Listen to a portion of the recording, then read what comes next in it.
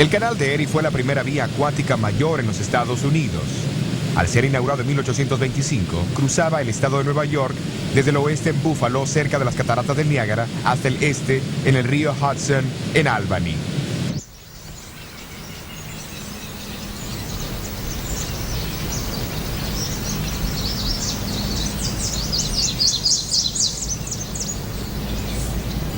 A una hora de viaje al este de Rochester se encuentra el pequeño pueblo de Puerto Gibson.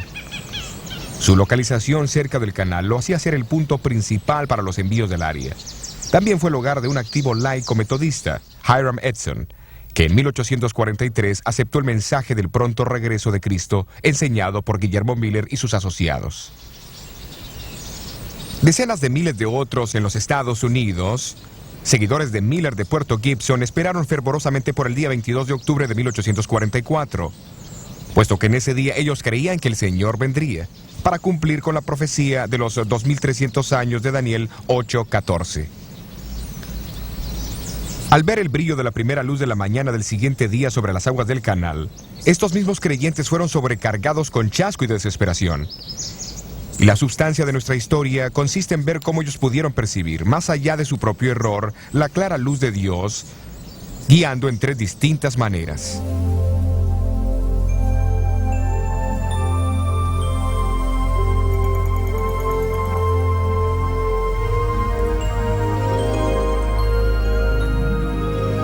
Fueron muchos los creyentes adventistas que se reunieron en la finca de Hiram Edson el 22 de octubre de 1844. Estudios han demostrado que esta fue su casa, a pesar que habitaciones han sido añadidas en ambos lados desde que Edson vivió aquí.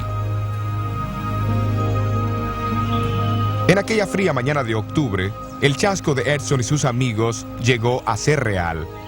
Eso sale de su boca muy fácil, compañero.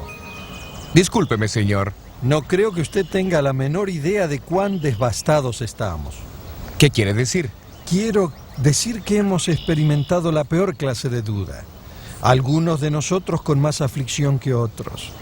Nos preguntamos si las profecías de Daniel estaban equivocadas. Nos preguntamos si tal vez la Biblia era una mentira. Y algunos de nosotros hasta nos preguntamos si todavía existía un Dios en el cielo. Fuimos al granero allí atrás y oramos. Y después de reexaminar nuestra fe, decidimos que tendría que haber una respuesta a nuestro dilema. ¿Y cuál es? Bueno, después de desayunar, yo sugerí al joven Owen Crozier para que fuésemos a visitar a algunos de nuestros vecinos de aquí del área y ver si podíamos confortarlos un poco. No estoy seguro si fue por miedo a nuestros vecinos burlones, pero de todas formas salimos por el maizal. Todo este maíz. Estábamos tan seguros de la segunda venida de Cristo que dejé toda la cosecha parada en el campo.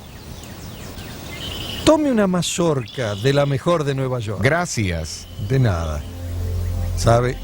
Mientras caminábamos esa mañana y repasaba en mi mente los eventos de las 24 horas anteriores, de repente paré y miré hacia el cielo, y pareció como si los cielos se abrían y por mi mente destelló el santuario.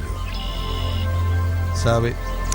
Nosotros los milleristas hemos predicado sobre el texto hasta 2300 días y el santuario será purificado.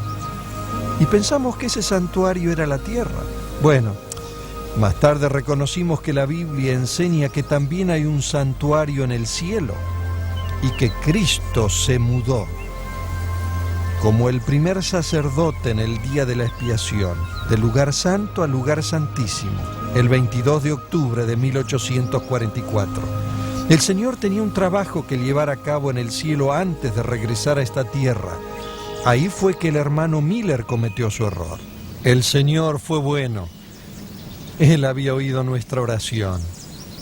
Bueno, hasta luego, compañero. Hasta luego.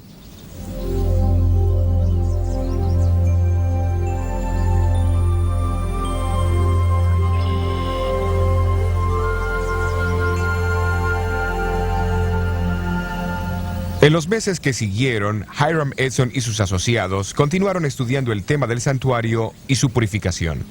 Al pensar en su propia experiencia, se maravillaron de las similitudes entre su chasco y el de los discípulos en el tiempo de la crucifixión de Jesús. Finalmente, Edson convenció a su amigo Crozier para que publicase sus hallazgos en una edición especial del periódico seguidor de Miller, La Estrella del Día, el día 7 de febrero de 1846.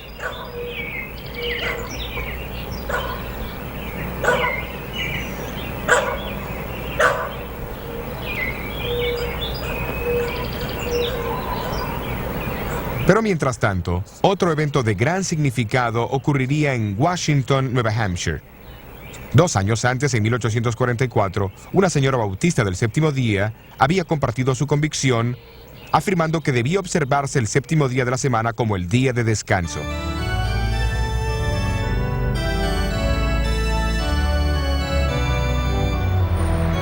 La observancia cristiana del séptimo día como día de reposo ha persistido a través de la era cristiana. Algunas veces fue guardado en secreto, pero siempre ha reaparecido para presentar su mensaje sobre la tierra. Desde los días de los apóstoles hasta el siglo V, la costumbre continuó en varias partes del Imperio Romano. No obstante, mientras la iglesia cristiana se deslizaba más y más hacia la apostasía y adoptaba ritos idolátricos y prácticas de adoración al sol, el séptimo día como el día de descanso fue desacreditado, su observancia fue reprimida y en su lugar el domingo fue exaltado como el día de adoración. Durante la Reforma del siglo XVI, Lutero se apoyó en la Biblia como la autoridad suprema para el cristianismo y declaró a Carlos V: Yo no acepto las autoridades de papas y concilios, porque ellos se contradicen. Mi conciencia está cautivada por la palabra de Dios. Esta apelación a la Biblia, y la Biblia solamente, fue el fundamento mismo de la Reforma. Nada.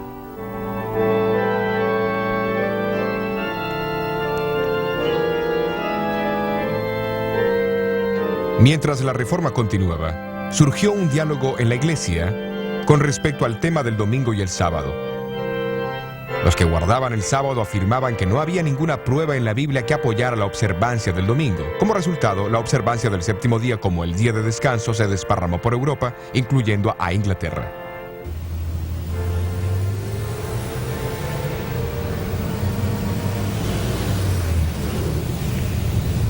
Allí las discusiones sobre el día de descanso llegaron a ser el centro de controversia entre los puritanos a través del siglo XVII.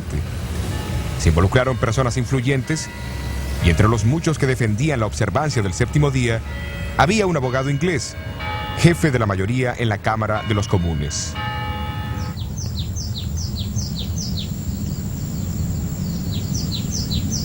A mediados de 1660, había muchas congregaciones en Inglaterra que guardaban el séptimo día. Un miembro de una de ellas fue el doctor Pedro Chamberlain, médico de 3 reyes Estuardos, Jaime I, Carlos I y Carlos II de Inglaterra. Un contemporáneo de Juan Bunyan, Chamberlain era un perspicaz estudioso de la Biblia. Estas palabras fueron grabadas en su tumba en el terreno de la iglesia de Woodham Mortimer, Essex. En cuanto a su religión, él fue un cristiano que guardó los mandamientos de Dios y la fe de Jesús, siendo bautizado alrededor del año 1648 y observó el séptimo día como día de descanso por más de 32 años. Chamberlain fue miembro de la Iglesia Bautista del Séptimo Día, un pequeño grupo que se había separado de la Iglesia Bautista por sus convicciones con respecto al sábado a comienzos del siglo XVII.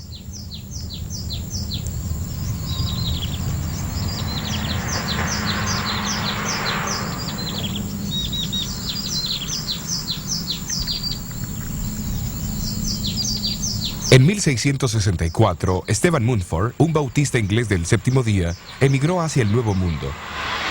En 1671 organizó la primera iglesia bautista del séptimo día en América, en Newport, Rhode Island. Durante los próximos 170 años, su influencia se extendió por toda América. Hasta 1843, los bautistas del séptimo día eran alrededor de 5.500. En ese año, la Asociación General Bautista votó una resolución muy significativa. Que el primer día del próximo noviembre sea guardado por nuestras iglesias como un día de ayuno y oración, para que el Dios Todopoderoso intervenga y reivindique su santo sábado. Muy poco anticipaban ellos la manera o la magnitud de la respuesta a su oración. Unos meses después de ese día de oración, una viuda bautista del séptimo día, la señora Raquel Oakes, decidió mudarse a la pequeña villa de Washington, Nueva Hampshire. Su hija de 18 años, Delight, había aceptado allí una posición como maestra de escuela. Al entrar hoy al pueblo de Washington, el cartel a la orilla del camino dice: aquí nació la iglesia adventista del séptimo día. ¿Qué pasó aquí para dar origen a tal título?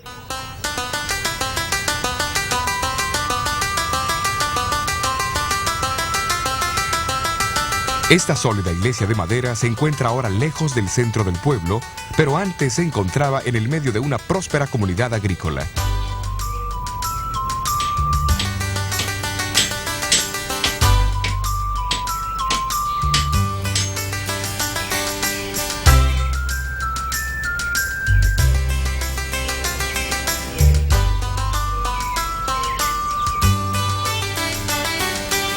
En 1844, Frederick Wheeler era el pastor metodista de esta iglesia. 2 años antes, después de leer los libros de Guillermo Miller, Wheeler comenzó a enseñar sobre el pronto regreso de Jesús. La mayoría de su congregación también aceptó las enseñanzas de Miller.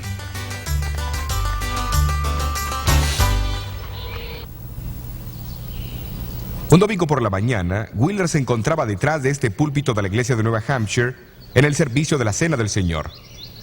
Durante el sermón animó a la congregación a ser fieles en guardar todos los mandamientos de Dios. La señora Oakes, la bautista del séptimo día, que asistía a la reunión, apenas pudo contenerse. Cuando el pastor la visitó poco después, ella aprovechó la oportunidad. Pastor Wheeler. Hola, me alegro Raquel. de verlo. He esperado por este momento. Quiero hablarle sobre algo muy importante. ¿Cuál es el tema de hoy? Pase. Gracias, señora Oakes. Es un hermoso hogar.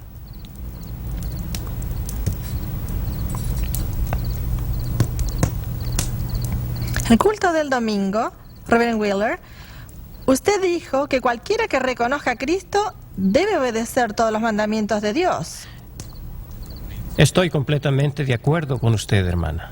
Bien, quiero aclarar que en aquel momento estuve a punto de pararme para decir algo. Lo presentí. ¿Qué quería usted decir? Quería decir que hubiera sido mejor que usted cubriera nuevamente la mesa de la Santa Cena hasta que usted mismo comenzara a guardar los mandamientos de Dios, incluyendo el cuarto.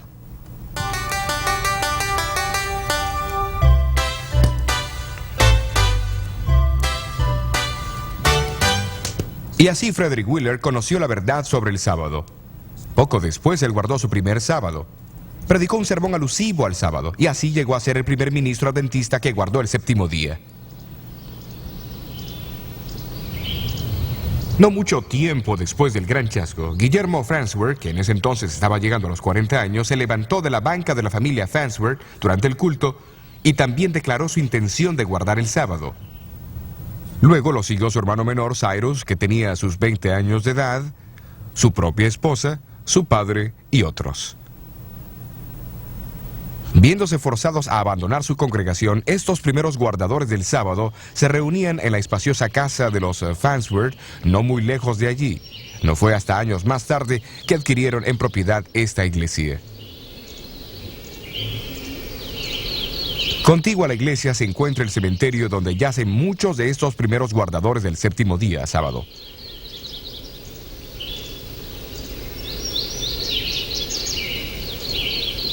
Esta lápida revela que Cyrus Farnsworth se casó más tarde con Raquel Delight Oakes, la maestra e hija de la señora Raquel Oakes. Poco tiempo después que Wheeler comenzó a guardar el sábado, un segundo ministro seguidor de Miller, Thomas Preble, se unió a él. Preble era un bautista libre que había viajado con Guillermo Miller proclamando el pronto regreso de Jesús. Llegó a ser el primer adventista del séptimo día en defender el séptimo día sábado en forma escrita, en un artículo que publicó en febrero de 1845. Entre los muchos que leyeron este artículo, que más tarde fue impreso en forma de folleto, estaba José Bates, un capitán de barco jubilado. Le impresionó la verdad. Algunos años antes, Bates había aceptado las enseñanzas de Guillermo Miller, desempeñó posiciones claves en el movimiento de los seguidores de Miller y capeó la tempestad del chasco de 1844 sin abandonar su fe.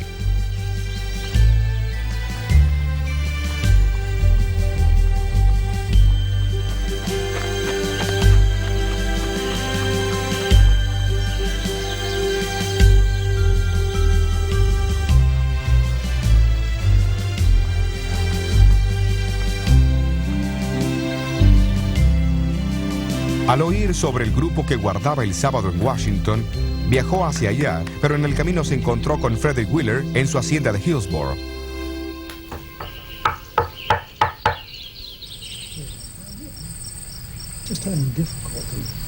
Estudiaron la Biblia juntos toda la noche.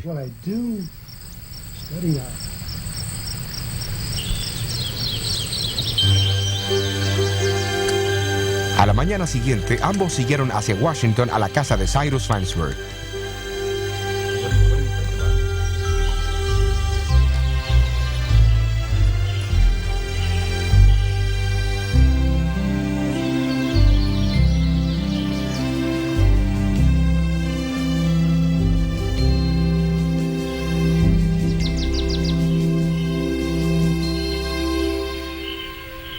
Aquí en la casa de los Farnsworth en 1845, después de un estudio más amplio con Farnsworth y Wheeler, Bates hizo su decisión sobre el sábado.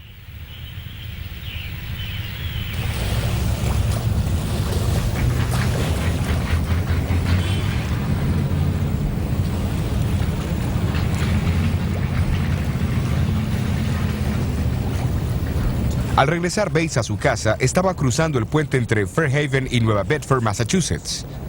Hoy solo resta el acceso al puente. En el puente, Bates se encontró con un viejo amigo, Jaime Madison Monroe Hall, que le preguntó: ¿qué hay de nuevo, Capitán Bates? La nueva es que el séptimo día es el sábado del Señor nuestro Dios. Y Bates dedicó el resto de su vida a la proclamación de esta nueva. En agosto de 1846, Bates publicó su propio folleto, El séptimo día sábado, una señal perpetua. Su contenido demostraba una herencia espiritual recibida no solamente de los bautistas del séptimo día, sino también de los puritanos ingleses y de otros antes de ellos. Contenía también una idea importante que proclamaba el significado profético del desarrollo de la Iglesia Adventista del séptimo día.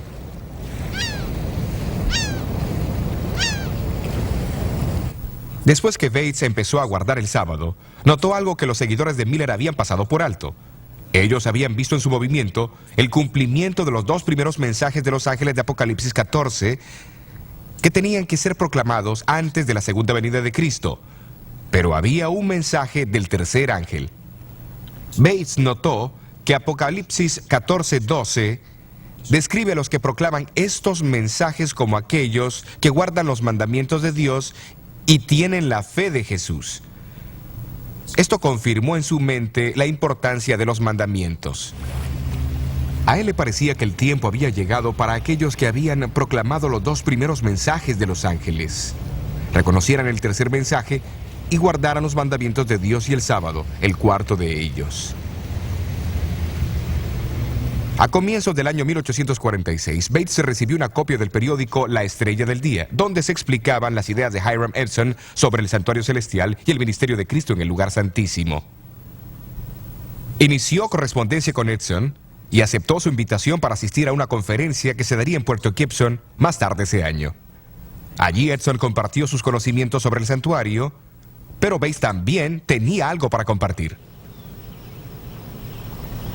Mientras Bates delineaba sus razones para guardar el séptimo día sábado, Edson se levantó y declaró: esa es la luz y la verdad. El séptimo día es el sábado y yo estoy contigo para guardarlo. Y así lo hizo hasta el día de su muerte.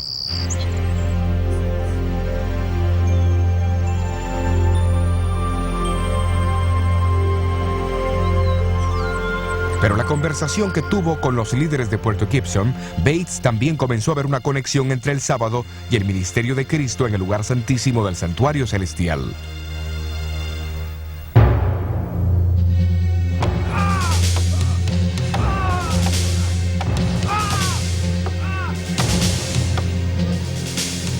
Jesús se encontraba en el centro de ambas doctrinas.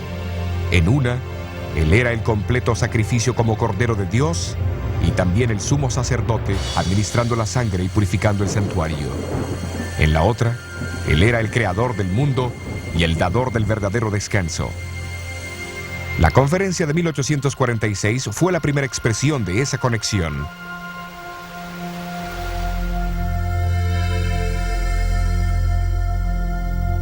En esta conferencia, Bates escuchó con gran interés las ideas de Edson sobre el santuario celestial.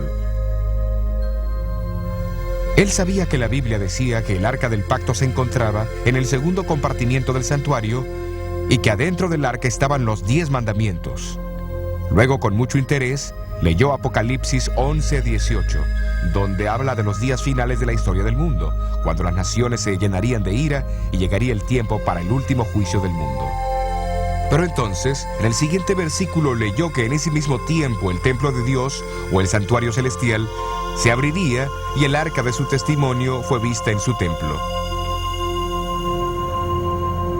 Bates razonó que si el ministerio de Jesús en el lugar santísimo era ahora el foco de atención, entonces el arca, su ley y el séptimo día sábado que esa ley señalaba, también cobraba nueva importancia.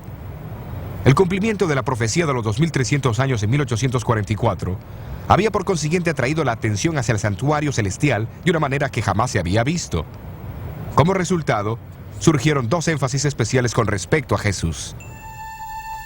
Primero, Él estaba ahora encargado de su trabajo final como sumo sacerdote en el santísimo ministerio de ese santuario. Segundo, Él era el Señor del día sábado y nos ordena guardarlo como Él mismo lo observó, como nuestro divino ejemplo.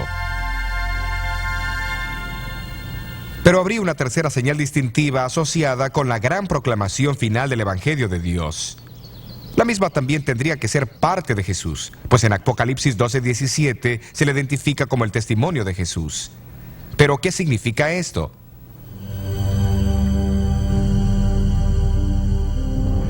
En Apocalipsis 12, Juan describe a la mujer vestida del sol como símbolo de la iglesia. La ve esperando el nacimiento de Jesús, después siendo perseguida y huyendo al desierto, donde Dios la protege por un periodo de 1260 años.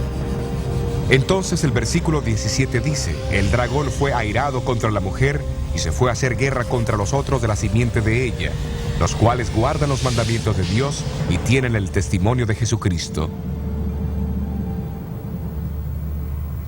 Una comparación entre Apocalipsis 19:10 y 22:8 revela que el testimonio de Jesús, identificado como el espíritu de profecía, opera a través de los profetas, aquellos individuos que Él escogió para que comunicasen su testimonio a su pueblo. El profeta Joel del Antiguo Testamento dice: y será que después de esto derramaré mi espíritu sobre toda carne, y profetizarán vuestros hijos y vuestras hijas, vuestros viejos soñarán sueños, y vuestros mancebos verán visiones. Y aún también sobre los siervos y sobre las siervas derramaré mi espíritu en aquellos días. El contexto de estos versículos señala hacia el cumplimiento final en los días anteriores a la llegada del gran y terrible día del Señor.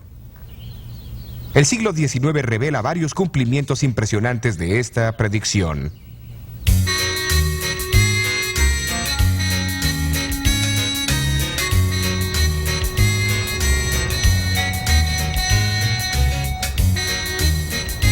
A fines de 1830, un joven americano de color que se había convertido a los 17 años se mudó aquí a Boston, Massachusetts, para prepararse para el ministerio.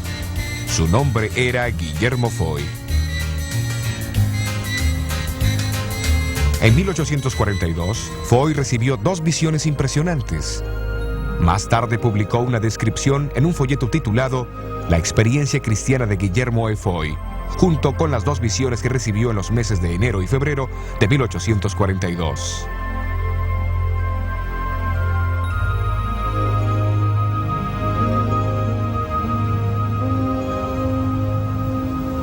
El martes de noche, en enero 18 de 1842, Foy, de 23 años de edad, se reunió con un grupo de cristianos para orar y estudiar la Biblia en Beacon Hill, Boston. Durante la reunión, recibió la primera de 4 visiones. Duró por 2 horas y media, durante las cuales el Dr. Cummings lo examinó y citó sus palabras: no hay ningún indicio de vida, con excepción en el área del corazón. En su visión, Foy presenció la recompensa dada a los justos en la segunda venida y le fue mostrada la incomparable belleza del cielo. Él vaciló en compartir sus visiones, pues sabía del prejuicio que existía en contra de los negros. Pero menos de 3 semanas más tarde, tuvo otra visión mientras se encontraba en una iglesia llena de gente. Esta visión, que duró 12 horas y media, reveló las escenas del gran día del juicio.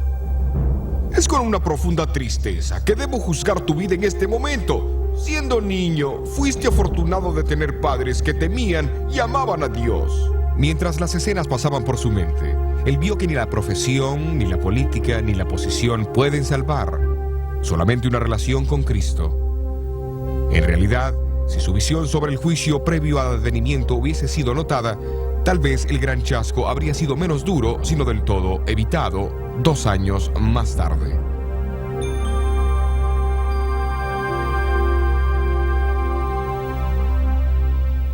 Foy fue encomendado a contar a otros lo que él había visto, y durante los meses que siguieron predicó intensamente, creando gran sensación donde quiera que fue.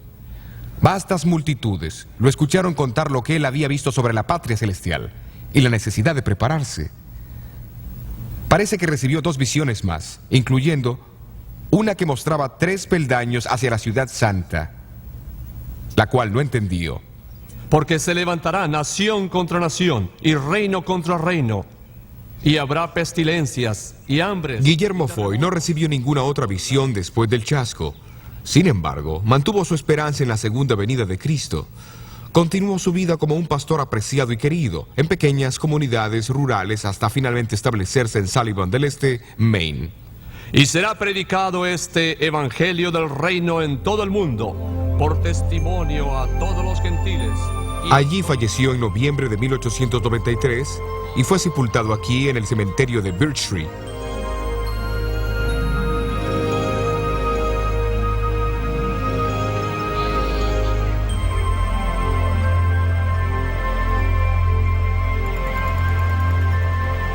Poco después del gran chasco, Dios dio el don profético a otro, Hazen Foss, que vivía en Pollen, Maine.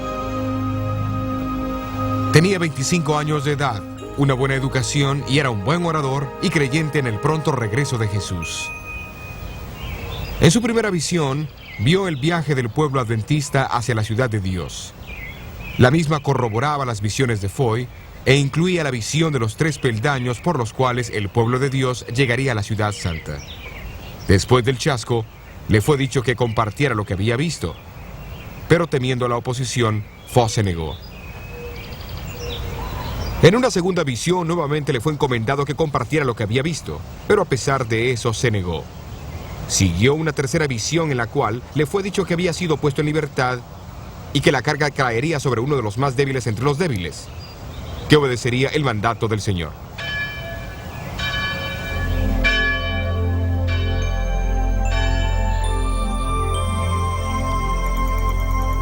Unas semanas más tarde, Foss se paró del lado de afuera de una pequeña capilla para escuchar una historia milagrosa. Le pidieron que entrara a la reunión, pero él se negó. El maná, las almendras, los higos, las granadas y las uvas y el otro fruto. Le pedí a Jesús que me dejara comer de ellos, y él dijo: ahora no. Aquellos que comen de este fruto no regresan a la tierra. Tú debes regresar y contar a otros lo que Dios te ha revelado. Entonces un ángel me trajo rápidamente de vuelta. Lo que él oyó fue una narración de una visión casi idéntica a la que él había recibido. ¿A quién fue Foss que vio aquella noche? Su nombre era Elena Harmon, una joven de 17 años de edad afectada por la tuberculosis que corría el riesgo de morir. Ella apenas podía hablar con susurros y a menudo la tos y su pulmón sangrante la despertaban de su sueño. Sin embargo, Dios tomó a esta más débil entre los débiles y la llamó para dar el testimonio de Jesús a su pueblo. Impelida por el Espíritu de Dios, tendría que obedecer ese testimonio por los próximos 70 años. La explicación del santuario, la verdad del séptimo día sábado y la moderna manifestación del espíritu de profecía. Estas tres revelaciones claves ayudaron a guiar a muchos a través del chasco de 1844. Y la última de estas revelaciones, a través de la persona Elena Goldwhite, continuaría actuando como una brújula para este inexperto grupo de creyentes en el siglo XX. En el próximo tema continuaremos con la historia de Elena White.